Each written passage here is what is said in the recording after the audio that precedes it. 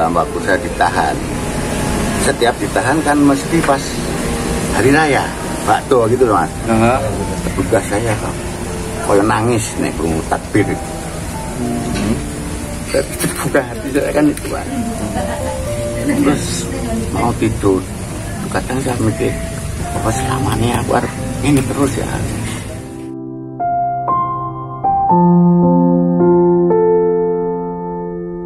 Allah Subhanahu wa Ta'ala berfirman dalam Quran Surat Al-Baqarah ayat 222. Allah sangat mencintai orang yang bertaubat dan mensucikan diri. Ayat inilah yang menginspirasi salah satu bandar judi terbesar di Kabupaten Klaten dengan penghasilan 80 juta rupiah per hari untuk mengakhiri perbuatannya yang dilarang agama tersebut. Berawal dari keinginan hati yang paling dalam, bandar judi terbesar ini memilih hijrah dengan merintis usaha baru yang lebih halal. Kisah selengkapnya kami hadirkan eksklusif hanya di Siratmu TV.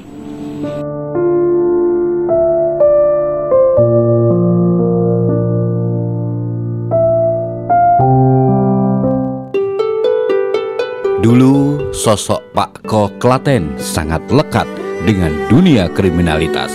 Pria bernama asli Aditya Kristiawan SH itu adalah mantan bandar judi kelas kakap. Namun, saat ini ia telah insaf. Bahkan belakangan ini ia ingin kembali memperdalam keilmuan agamanya dan menyiapkan ibadah haji dan umroh.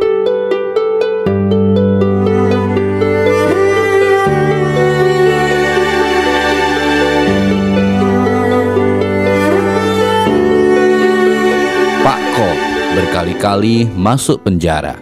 Catatan terakhir, aktivitas sebagai bandar judi diobrak-abrik dalam rahasia besar-besaran yang langsung dipimpin jajaran Kepolisian Republik Indonesia pada 10 Oktober 2019.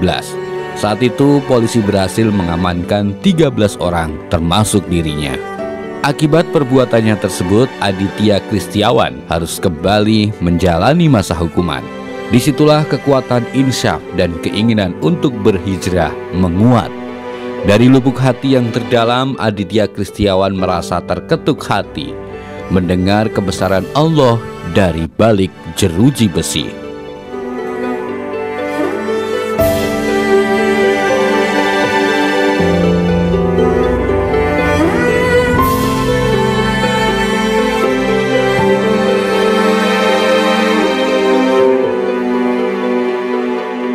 Biasa dipanggil Pak Po. Pak Po. Klaten biasa dipanggil Pak Po. Usia berapa Pak? Usia 55. Oh, 55. Domisili di Jalan Dewi Sartika, Gang 3, RW 3, Gang 1, Klaten. Pak, ini gimana Pak latar belakangnya jenengan bisa diceritakan kayak tadi Pak? Ya awalnya saya kan mengenyam pendidikan juga istilahnya mengenambah. Itu saya di SMA yang favorit Klaten. Terus saya itu mengenyam ke pendidikan kuliah besar SH. Saya mulai terjun-terjun kuliah kan 98 almarhum Pak Kli. Terus tutup lama, terbuka lagi lama.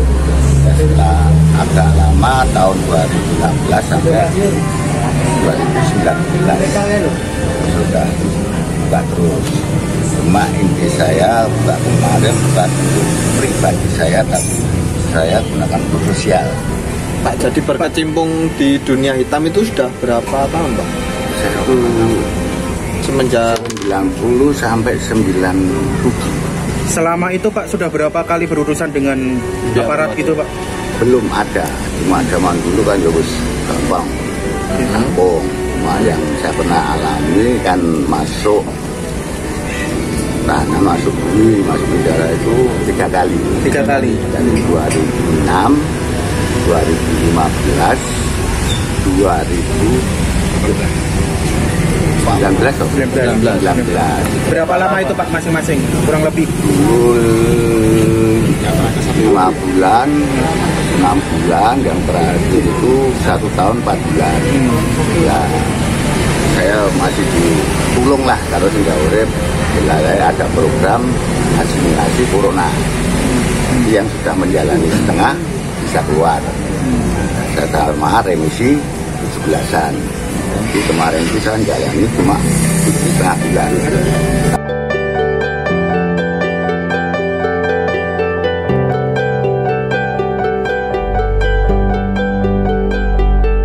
Warga Kampung Klaten, Kelurahan Klaten, Kecamatan Klaten Tengah ini lebih lanjut menjelaskan, dorongan untuk mengakhiri aktivitasnya sebagai bandar judi juga diterima dari istri dan anak-anaknya yang sangat menginginkan sang ayah kembali ke jalan yang benar. Waktu itu, Pak Ko mendapatkan asimilasi dari dampak COVID-19 setelah menjalani separuh masa hukuman dan mendapatkan remisi, akhirnya dibebaskan.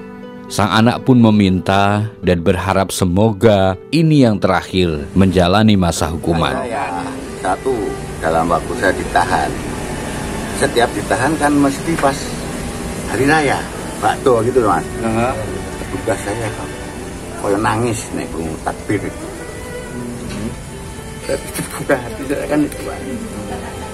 Terus mau tidur, kadang saya mikir, apa selamanya aku harus ini terus ya. Iya. Aku munduri dulu anakku mulai payah rata di mana begini. Jadi saya sendiri kan merasa malu sama anak saya.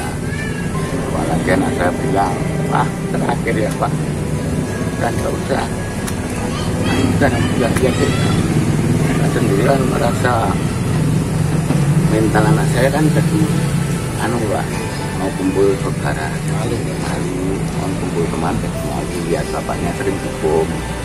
Itu yang jadi tergugah hati saya.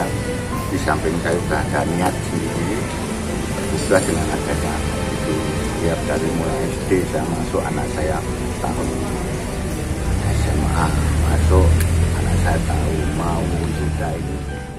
Setelah memiliki kebulatan tekad untuk bertaubat atau insaf, hal ini diiringi dengan upaya membersihkan usahanya yang masih lekat dengan kemaksiatan, hingga akhirnya tinggal menyisakan beberapa usaha yang ditekuni untuk mencukupi kebutuhan keluarga, biaya pendidikan anak, dan bekal untuk menunaikan ibadah haji dan umroh. Hasil dari keuntungan usaha angkringan, kafe, dan resto Bima 66 yang ada di Pedan dan di Kota Klaten, objek wisata Batu Putih di Talang Gajah, Talang Rejo Bayat, Istana Susu Segar di Rowo Jombor, dan depan Plaza Klaten. Semua dikumpulkan untuk persiapan ibadah ke Tanah Suci.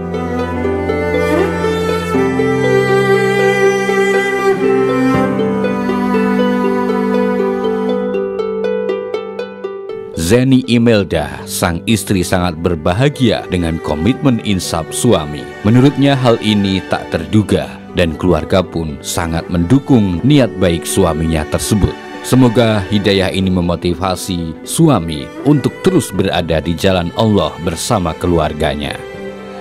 Ya tentunya bahagia, senang karena bapak kan nggak ada pemaksaan, memang keluar dari hati ini hijrah, dan alasannya juga anak udah besar, dorongan dari keluarga.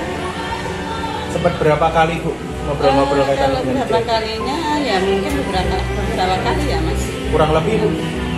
Ya ada 4-5 kali, walaupun 1 kali pun tetap saya dukung karena memang saya sebagai istri setiap malam pun doanya kan minta bapak memang udah. Ini di luar dugaan Bu sebagai istri? Di luar dugaan. Harapannya Bu apa Bu? Rencananya ya rencananya bapaknya hijrah, ingin umrah, mudah-mudahan kesampaian. amin. Terus ya udah. Bersama Ibu berarti nanti sama anak-anak juga? Insya Allah mudah-mudahan nggak cuma sama ibu, sama anak, dan mudah-mudahan bisa sama keluarga. Inisiatif seperti itu terbuka dari apa gitu Kalau terduga saya kurang tahu ya Mas, memang ya kemungkinan dari istri, dari anak, dan mungkin ya dari keluarga. Supportnya apa Bu? Seperti apa? Supportnya ya didoakan aja Bu.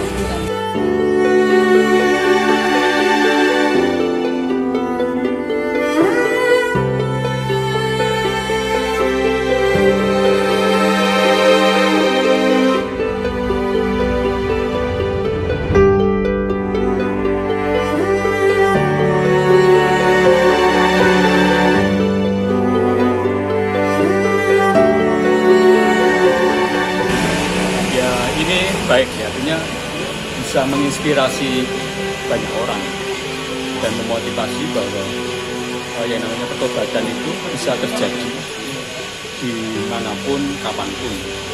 Yang penting ada perubahan sikap dari sesuatu yang kurang baik menjadi yang baik, dan kesempatan sebetulnya kan diberikan oleh Tuhan kepada kita, tinggal kita menanggapinya gitu.